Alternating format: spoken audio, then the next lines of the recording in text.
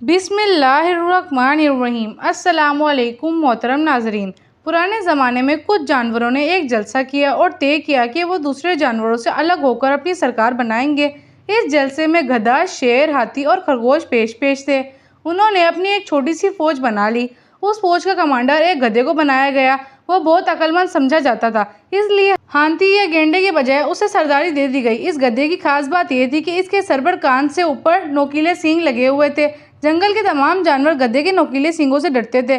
गधा शेर के बहुत सारे काम करता था। उसके शिकार किए हुए जानवरों का भारी बोझ उठाकर उसके घर पहुंचाया करता था। शेर उससे बहुत खुश रहता था, जिसकी वजह से सारे जानवरों पर उसका रौब था। लेकिन इन जानवरों में ज़राफ़ा ऐसा था जो गधे को खातिर में नहीं लाता था। उसे अपने तवील अलकमाती पर बहुत घमंड था। जब गधे को जंगल की फौज का कमांडर बनाया गया तो ज़राफ़े को बहुत सदमा हुआ। उससे और ज़्यादा खार खाने लगा। दूसरी तरफ गधा भी उससे नफरत करता था, लेकिन उसके लंबे कद की वजह से उससे दूर रहता था। दोनों की दुश्मनी खुलकर सामने नहीं आई थी, लेकिन खामोशी से एक दूसरे को नुकसान पहुंचाने के मंसूबे बनाते रहते थे।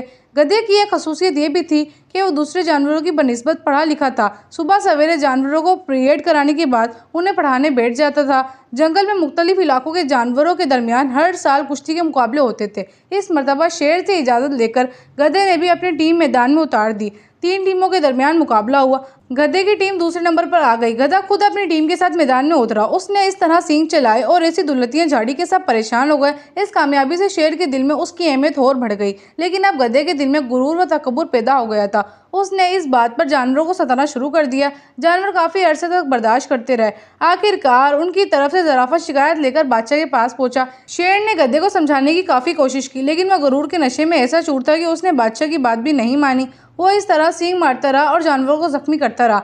बादशाह के पास ज़राफ़े के जरिए बार बार शिकायतें पहुंचती रही। एक दिन जंगल के सारे जानवर इकट्ठा होकर शेर के पास कूद गए और उससे कहा, अगर गधे को लगाम ना दी गई तो वो सब ये इलाका छोड़कर किसी और इलाके में अपना ठिकाना बना लेंगे। अब तो शेर को बहुत गुस्सा आया और उसने गधे की गिरफ्तारी का हुक्म जारी कर दिया। गधे को गिरफ्तार करके शेर के सामने पेश किया गया। उसने हुक्म दिया कि गधे के सींग जड़ से काट दिए जाए। फिर क्या था, ज़राफ़े को अपनी दुश्मनी निकालने का मौका मिल गया। उसने अपनी लंबी लंबी टांगों से गधे को जकड़ लिया, जबकि लोमड़ी और उरीद समेत तमाम जानवरों ने उस पर हमला करके उसके सींगों को जड़ से उखाड़ दिया।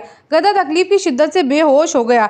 जब उसे होश आया तो उसके सर से सींग गायब हो गए थे, जिन पर गुरूर करता था। उसने तमाम जानवरों की जिंदगी अजीरन बना दी थी। इस दिन से लेकर आज तक गधे के सर पर सींग नहीं उगे।